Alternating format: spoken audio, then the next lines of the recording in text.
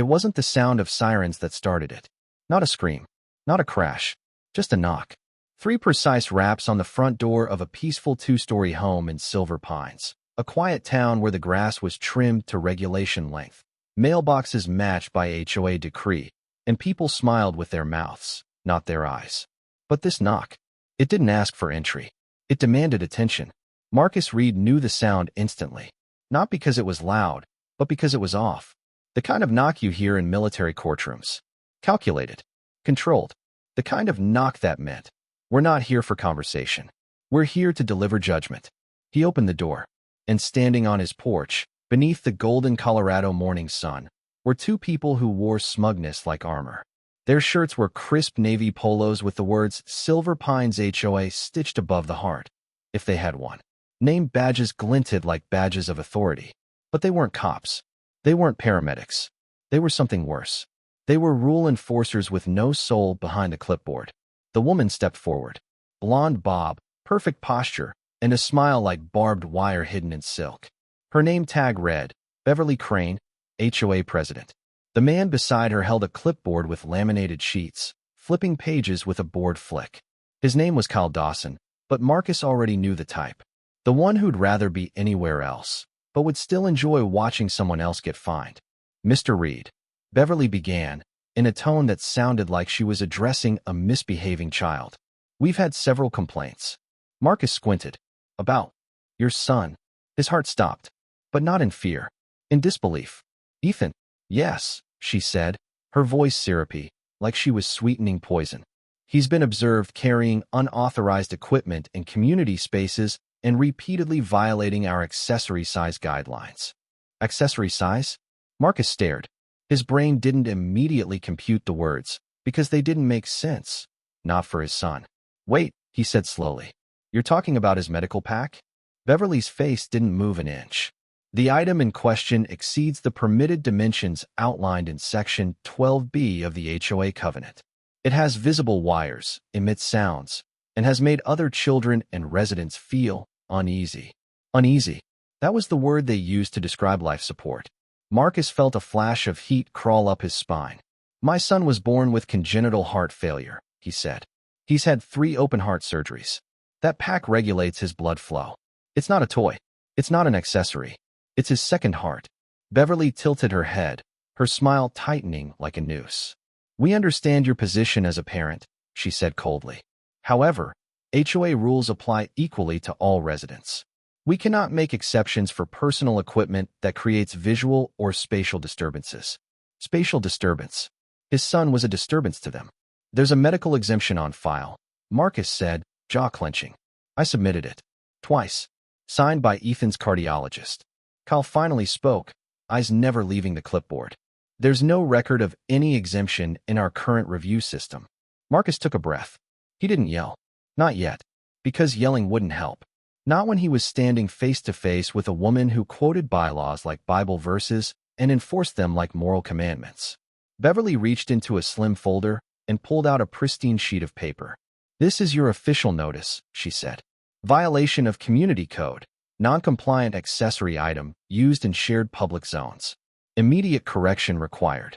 Marcus took the letter. The paper was heavy, like it had been printed just to make bad news feel more important. He read the violation, then read it again, and something inside him cracked. You're citing my son, he said softly, for existing. Beverly's smile didn't move. We're citing him for violating regulations. He's 12, Marcus said. And that pack is the only reason he's still alive. Well, she said, with a sigh like this conversation had inconvenienced her yoga class, perhaps you should consider private accommodations. HOA has a responsibility to ensure comfort and compliance for all residents. That was it. That was the moment. Marcus no longer saw a woman. He saw policy in a human shell. A person who believed that community appearance meant more than the life of a child. That rules, arbitrary, inflexible rules, were more sacred than a heartbeat. They turned. They walked back down the stone path like they'd delivered a newsletter. The screen door closed behind them with a soft click. Marcus stood still, hands trembling, paper crushed in one hand, breath stuck somewhere in his throat. Upstairs, the soft beep of Ethan's monitor kept pulsing through the silence. This wasn't about a bag. This was about power. And Marcus Reed wasn't just a father. He was a litigation attorney who specialized in liability, and he had just been given a reason. This wouldn't be another quiet HOA citation. This wasn't going to end in a warning. This time, it was going to end in court. Saturday afternoon in Silver Pines looked like a postcard. Clear skies stretched wide over suburban rooftops. Children's laughter echoed from cul-de-sacs. Sprinklers danced across pristine lawns and perfect arcs, and the HOA-approved flower beds bloomed like they were paid to pose. It was, by all appearances, a perfect day to die. Marcus had stayed home that morning. He needed to prep some documents for work, and Ethan, his 12-year-old son who had survived more surgeries than most adults could imagine, had asked if he could go to the park alone. "Just for a little while, Dad," Ethan had said. His voice was always gentle, like he was borrowing it from a quieter world. "I'll bring my ball." Marcus hesitated. The park was technically public, but in Silver Pines, the HOA managed everything from the benches to the trash cans. Still, Ethan hadn't shown any signs of trouble that week. His vitals had been steady. He looked stronger. Even laughed more. "Okay," Marcus said finally. "But keep your pack close." Ethan nodded with that crooked little grin that said, "I promise," without needing the words. He left with his favorite basketball, blue and scuffed, soft from wear, and his medical backpack secured tight over both shoulders. That bag was his lifeline. Tubes, processors, batteries, emergency regulators. A soft beeping inside monitored every heartbeat, and beneath his shirt, the surgical port connected him to the artificial system pumping blood through his body. He wasn't playing hard, just dribbling in place, shooting once, sitting down, breathing in the spring air like it belonged to him too. Until they showed up. Beverly Crane walked into that park like she was heading into battle. Not angry, not hysterical, just determined, focused. The clipboard man, Kyle Dawson, followed closely behind with the same dull expression he always wore. But this time, there was something else in his eyes and tint. They didn't approach any parents, didn't speak to park security, didn't make a phone call. They walked directly toward Ethan. He didn't notice them at first. He was mid-sip from his water bottle, his feet barely touching the ground as he sat on the bench. "You are in violation of HOA Code 12B, Beverly said flatly. Ethan looked up, startled. "Huh?" He blinked, confused, as the shadow of Beverly fell across him. "Your equipment is unauthorized in community recreation spaces," she said. And then Kyle reached forward. Not gently, not cautiously, not like someone touching medical gear, but like someone grabbing a lost backpack at an airport. His hand clutched the strap and yanked. The bag jolted over Ethan's shoulder. A wire caught. A valve twisted. One of the tubes, critical tubing, snapped loose. The battery casing cracked as the whole system crashed to the pavement with a metallic thud. And so did Ethan. Not slowly. Not like he was fainting. He collapsed. His legs gave out instantly. His body hit the concrete with a sickening, unprotected thump. The basketball rolled away into the grass. A shrill alarm beeped once from the bag, then silence. Then a high-pitched, uninterrupted flatline. There were no screams from Ethan. No time. He was gone before he hit the ground. A mother nearby dropped her phone. Another person screamed, "Call 911." A toddler started crying. And Beverly? She just stood there, her mouth pressed into a line. Kyle froze, the backpack still in his hand, now dangling like a weapon he didn't know he'd fired. Back at the house, Marcus was refilling his coffee mug when his phone rang. Jenna, his wife, picked up. She listened for 3 seconds, dropped the phone, and turned pale. Marcus snatched it off the floor. On the other end, a voice said, "Your son has collapsed at the park. There's an ambulance on the way." He didn't remember grabbing his keys. He didn't remember the drive. All he knew was the flashing lights of the ER and the sterile white of the trauma room when he arrived. They let him in only after they restarted Ethan's system. It had taken them 12 minutes. 12 minutes without his heart functioning. 12 minutes of Ethan's brain being starved of oxygen. The backpack was laid out on a stainless steel table beside him, torn and blood-smeared. One of the battery units was shattered. The tubing was bent like it had been twisted by pliers. And there, along the zipper, were small red fingerprints, like Ethan had tried to hold it together before everything went dark. Marcus stood in silence, fists clenched so tight that his own nails dug into his palms until they bled. This wasn't an accident. This wasn't miscommunication. This was an assault. Doctors came and went. Machines beeped. Nurses adjusted tubes. But none of it pierced the fog in Marcus's head. When the cardiologist finally approached, an older man with gray at his temples and too many battles behind his eyes, he spoke gently, as if volume could make things worse. The pack was removed with force, he said. The central line detached. His system failed almost immediately. His chest cavity had already begun filling with fluid before the paramedics even arrived. Marcus didn't reply. He lost oxygen to the brain for a full minute before we could get the pump working again. Still, Marcus said nothing. The doctor placed a hand on his shoulder, then walked away. That night, Marcus returned home. Jenna stayed behind at the hospital, curled in a chair beside Ethan's bed. The house was dark. The silence was unbearable. And taped to the front door, bright yellow, bold font, was a new HOA notice. Violation of Section 4B, aggressive resident behavior and unapproved medical claims. Marcus read it. Then he crushed it in his fist. Not in rage, not in pain, but in resolve. Because they weren't walking away from this. Not this time. Some men grieve. Some men forgive. Marcus Reed files lawsuits. He didn't cry in the hospital. Not when the doctor told him Ethan might never fully recover. Not when the cardiology team explained the cognitive risks. Not even when he stood beside his unconscious son and listened to the faint beep of the reconnected port. He cried when no one was looking. But when he looked again, the tears were gone, and what remained was purpose. Because Marcus Reed wasn't just a heartbroken father. He was a trial-hardened litigation attorney with a history of dismantling medical negligence cases, holding hospital systems accountable, and rewriting liability laws. He didn't need to Google what to do next. He'd already done it for other families. Now he was doing it for his own. By 8 a.m. the next morning, he had already drafted a criminal complaint to the Silver Pines Police Department, felony assault with intent to harm a minor, a civil lawsuit against the Silver Pines HOA, naming both Beverly Crane and Kyle Dawson personally, a formal letter to state medical board authorities and disability rights organizations across the country. He didn't have to dig far. Every document was airtight, every citation backed by precedent, every clause crafted with a surgeon's precision and a father's fury. The HOA's first move? Dismissal. Their attorney issued a cold press release. This is an unfortunate misunderstanding. Our clients did not know the boy's backpack was medical. There was no malicious intent. But lies don't hold long in the digital age. Not when someone was filming. A local mother, Ashley Ramos, had been recording her toddler's first attempt at the monkey bars when the incident happened in the background. In the frame, Ethan sitting on the bench, sipping water. Beverly Crane approaching. Kyle Dawson yanking the bag. Ethan collapsing. And, crystal clear, Beverly's voice. If we let this kid break the rules, others will too. Beat.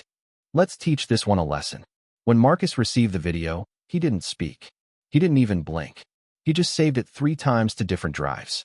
Then he sent a copy to every major outlet from Denver 7 to 60 Minutes. By Monday morning, it was everywhere. Cable news, TikTok, Reddit, local broadcasts, national TV. Disability rights groups reposted it under hashtags like #JusticeForEthan and #HOAMonsters. Public sentiment turned explosively. What had once been a niche HOA conflict had now become a firestorm. People began to come forward. Parents of children with autism, wheelchair users who'd been banned from clubhouses, teenagers with insulin pumps asked to conceal them better. One letter read, "My daughter has a prosthetic arm. An HOA once told us it upset the visual flow of the neighborhood pool." Marcus didn't need rage anymore. He had something far more powerful. National momentum. When the video played in court during pretrial discovery, the room went silent. You could hear the judge's pen stop moving. Marcus sat quietly, hands folded. On the screen, you could hear Beverly's infamous line again. "Let's teach this one a lesson." The judge looked up and said one sentence. Add attempted murder to the charges. But what truly buried them came later. Under court order, the HOA was forced to hand over internal emails. They thought they could stall discovery. They thought wrong. What they didn't expect. Their own damn incompetence. They hadn't deleted anything. No redactions. No legal review. Just raw emails, printed in full. Marcus had to read them with gloves on to keep the ink from smearing as his hands shook.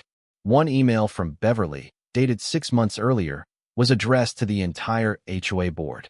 Medical or not, the boy's backpack makes people uncomfortable. We can't set a precedent. Kyle had replied. So what do you want done?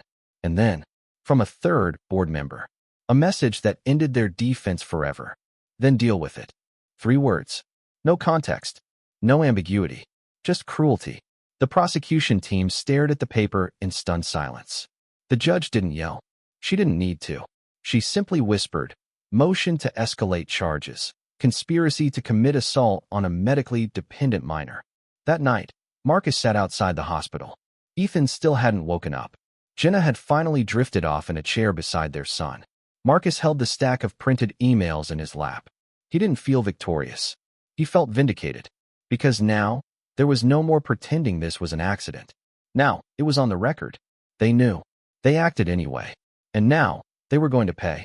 As the trial date approached, the nation leaned in. Petitions crossed 1 million signatures. Protesters stood outside the courthouse holding signs. A backpack is not a threat. Justice for Ethan. End HOA tyranny. And when Marcus wheeled Ethan into court on the first day of trial, with his son still pale, still weak, still stitched together by wires and faith, the gallery didn't applaud. They stood, not for spectacle, but for respect. Because the world had finally seen what a rule-obsessed system could become when no one says enough. And Marcus Reed? He was about to make sure they never forgot it. The courthouse in Silver Pines had never seen so many cameras. The marble steps, normally quiet and half-forgotten by noon, were now the backdrop to a national reckoning. Protesters lined the sidewalks, holding signs that read, "His heart still beats. So should justice. Beverly Crane must pay. Not a backpack. A lifeline." Every major news network had claimed a corner. Satellite trucks lined the block. Sketch artists sharpened their pencils with trembling hands. Inside, reporters were told, no flashes, no interruptions, silence. Because this was no longer about HOA policies. This was about a child and the system that tried to erase him with paperwork. The courtroom was packed. You could hear the hum of fluorescent lights. You could see the way people leaned forward in their seats as Marcus Reed wheeled in his son. Ethan looked fragile but alive. His hair had grown back slightly. His skin had regained a bit of color. But the tube still ran beneath his shirt. A monitor clicked softly near his chest with every breath. A nurse trailed silently behind him like a guardian angel. When they reached the front row, Ethan turned his head. No smile. Just resolve. It was the same bench he had once collapsed near. Now, he was here to stand, even if it was from a wheelchair. On the defense table, Beverly Crane sat stiff as stone. Her trademark power smile was gone. Her face was pale, hollowed by weeks of headlines and nights without sleep. Cal Dawson sat beside her, hands folded tightly as if praying the floor might swallow him whole. The judge entered, robe flowing like a wave of finality. She glanced around the courtroom and spoke plainly.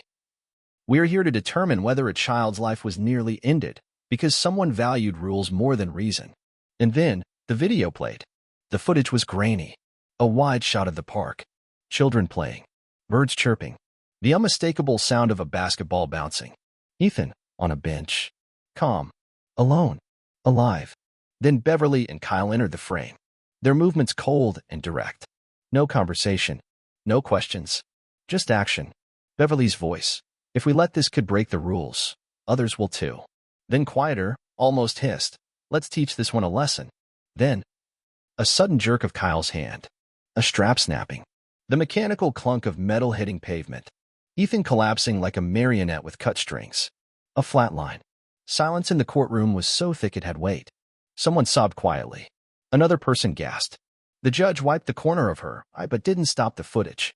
When the screen went dark, it wasn't just a video that had ended. It was the illusion, the lie, that this had all been some tragic misunderstanding. Then Marcus stood. No notes. No slideshow. No theatrics. Just a man in a suit. A father. He didn't raise his voice. He didn't need to. He began with facts. Ethan's birth defect. The first open heart surgery at 6 weeks old. The second at age 2. The third, the most dangerous, at 10, when they installed the mechanical pump. The endless nights sleeping upright beside a hospital bed. The beeps. The alarms. The hope. The fear. He described the backpack in detail. Its weight. Its systems. The oxygen regulators. The backup power. The fail-safes.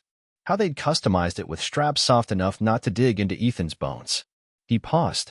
Not for drama, but because his throat caught. The jury leaned in. Not out of curiosity. but because they could feel the truth hanging in the air like storm clouds. All of it, Marcus said softly.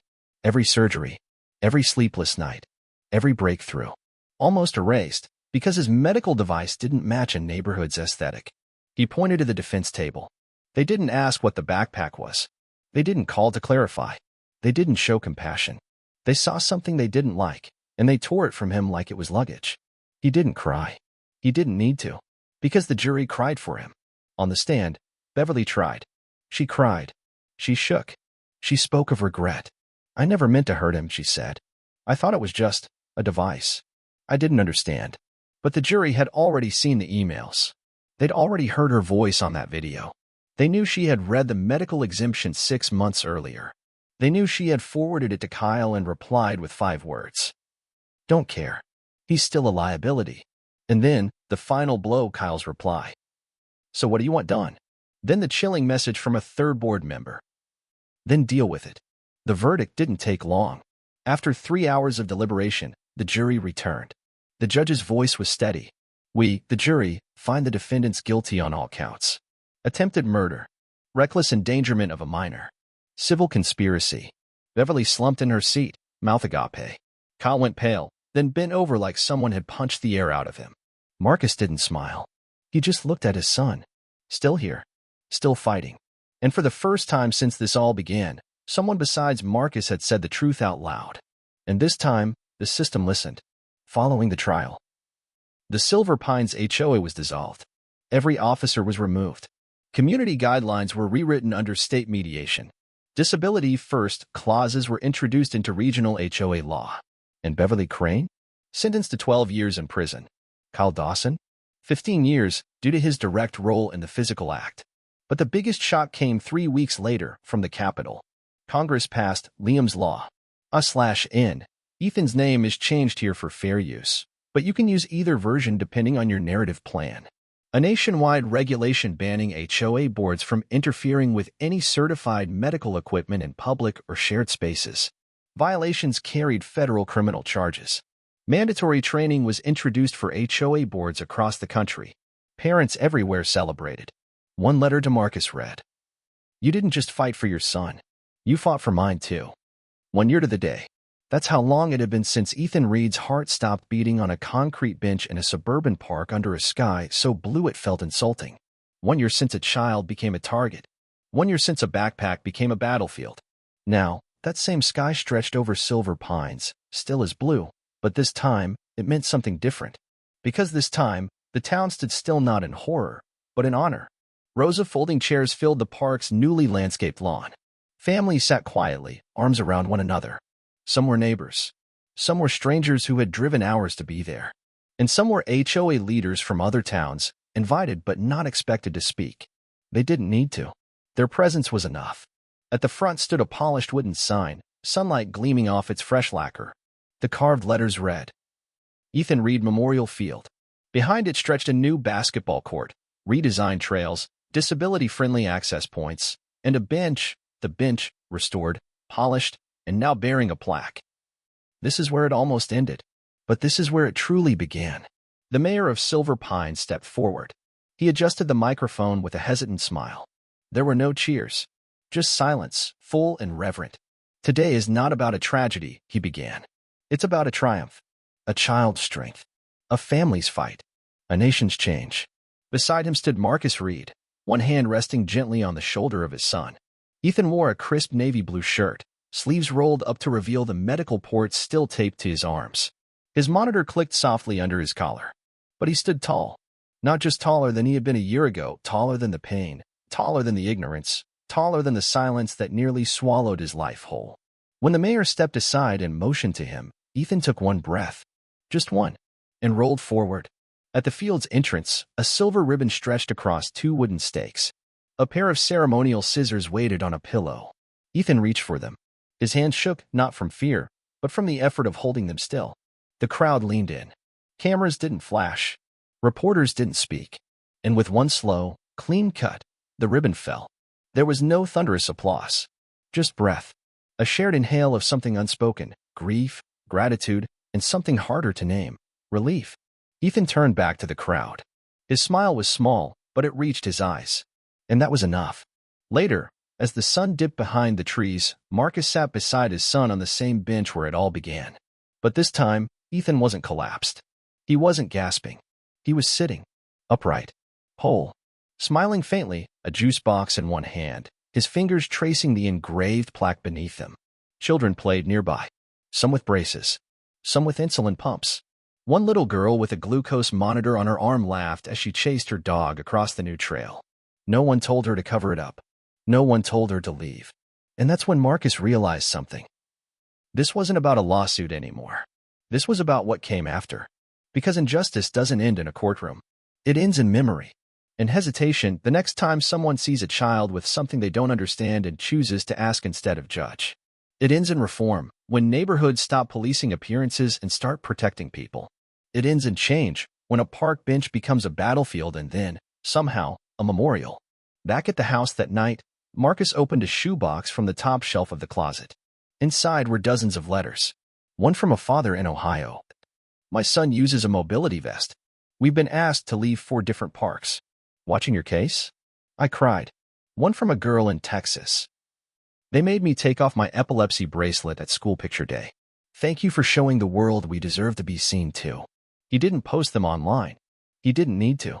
They weren't for attention. They were for proof. Proof that one fight had reached millions. Can I go to the park tomorrow?